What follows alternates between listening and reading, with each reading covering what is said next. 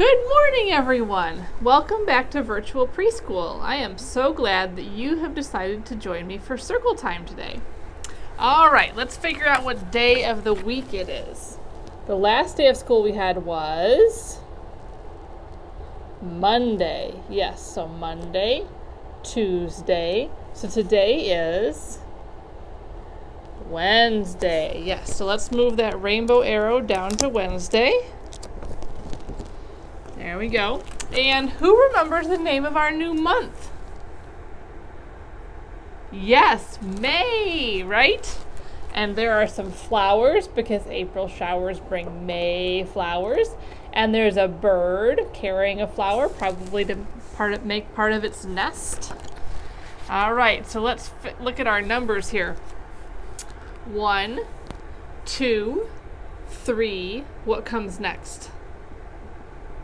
4. And let's figure out and actually we don't know the whole pattern yet. So let's see. Blue flower, pink flower, bird. Any guesses what comes next?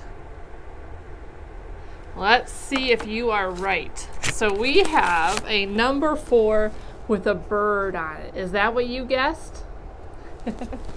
All right, so that was yesterday. That was a 3's class day. So 2, 3, 4. What comes next? 5. All right, so this is our whole pattern here. So we got to repeat this again, right? So blue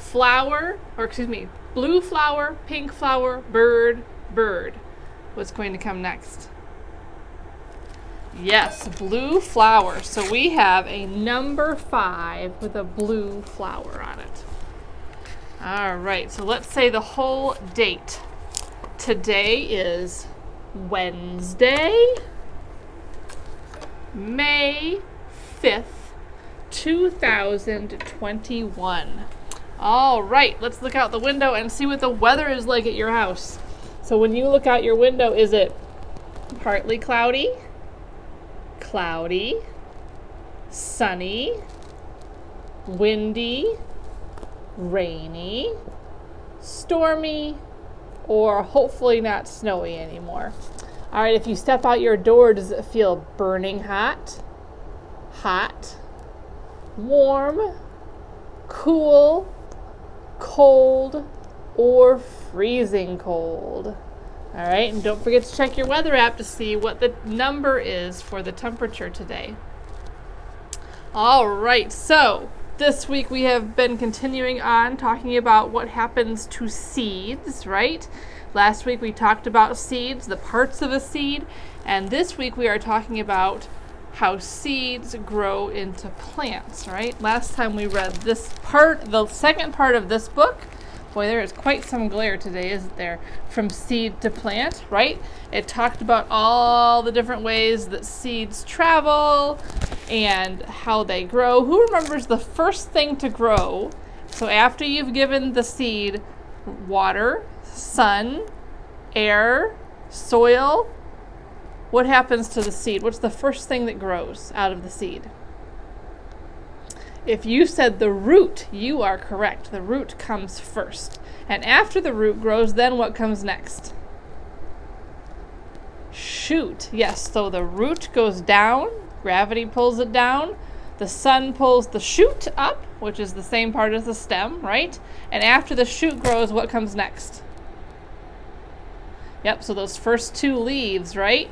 And then the plant keeps getting more leaves, and then most plants, lots of plants, get flowers, and most plants then grow a fruit on them, right? Some kind of fruit or vegetable.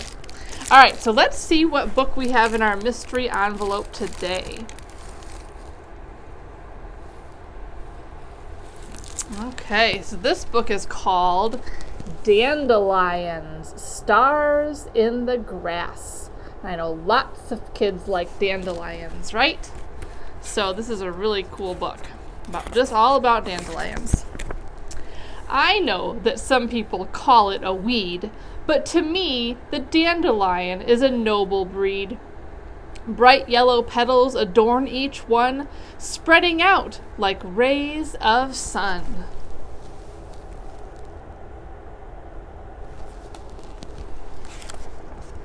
In spring, dandelions bloom like gold stars in the grass, growing taller and taller as the warm days pass.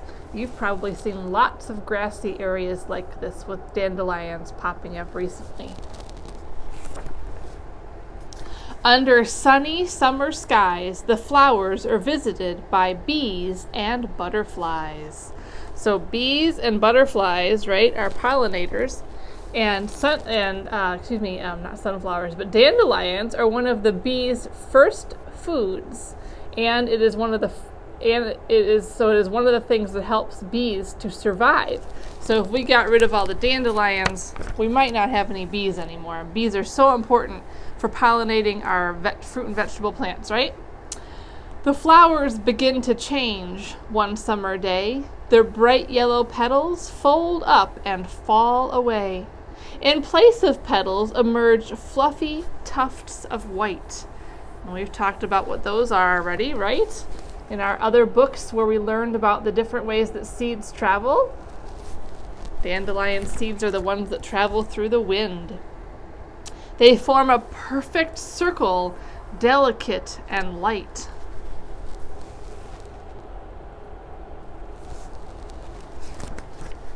The wind blows them loose, sweeping them into the sky. So on the end of each one of these little parachutes on the dandelion, there is a dandelion seed. Like tiny umbrellas, they float up high.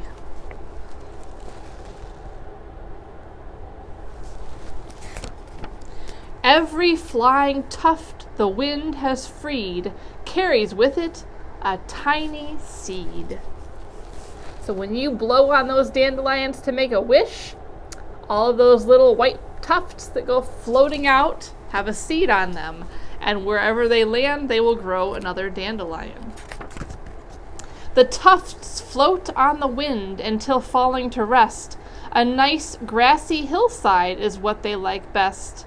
Into the soil a seed snuggles down.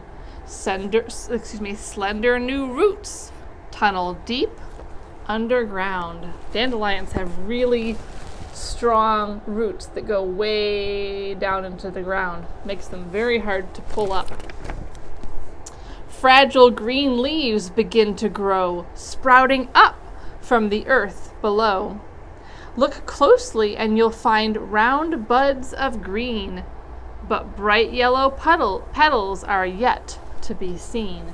So what's inside those balls of green? That's where those yellow petals are, right? For the flower. The buds slowly open, facing the sky. Sunlight and water will help them grow high.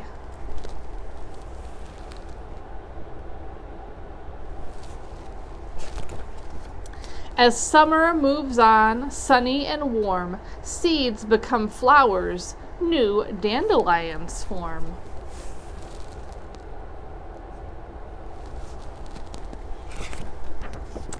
And that is the end. So that story talked about how a seed grows too.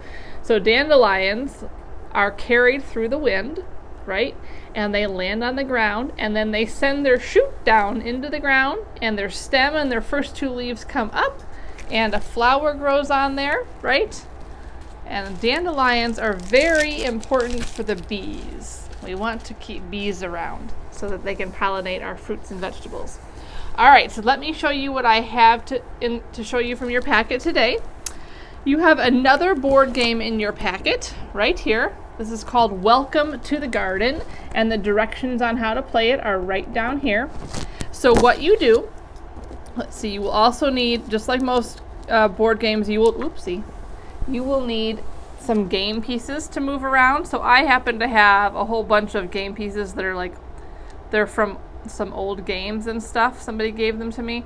You can use game pieces from one of your games. You can use coins for this. Whatever little thing to move around the board is fine. All right. So I will start all of my game pieces over here. And I also, besides the board, I also have these cards that you also have. Yours are not laminated like mine. So you have all these cards, and I would suggest maybe putting them in something, either a little bowl like this or a bag or something that you can reach into.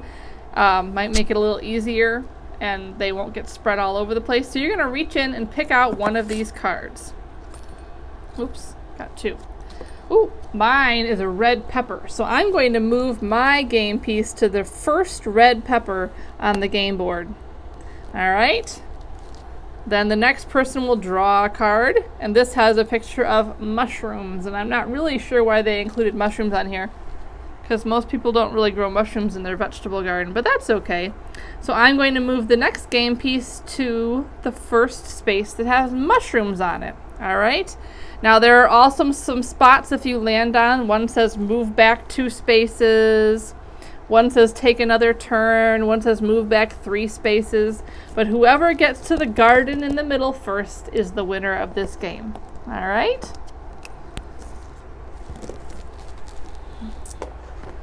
All right, we also have, this is our last rhyming match game. You've had 2 of these already so far during this school year. This is the 3rd and last one that I have.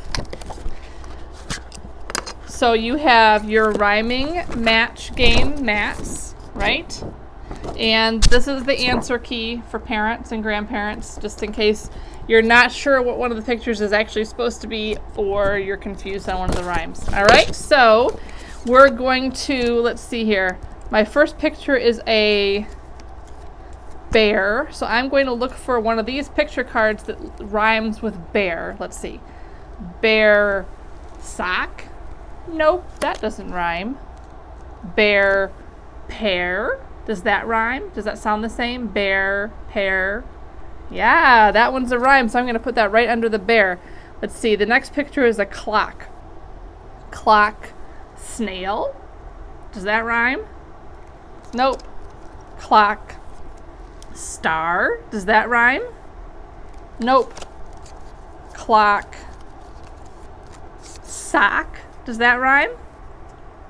Clock, sock. Yeah, that rhymes, all right? So you're going to keep going until you have matched all the pictures with rhymes on both of the game boards, all right? So that is how you're going to play that one. That is what I have to share with you today. I hope you have a great rest of your day. I will see, hopefully, some of you today at 10:30 for small group. And don't forget about packet pickup on Friday. Oh, and there is a play date tomorrow, Thursday at 10:30 at, is it County Farm Park? I'm pretty sure it's County Farm Park, but double check your email about that. All right? So bye, everyone.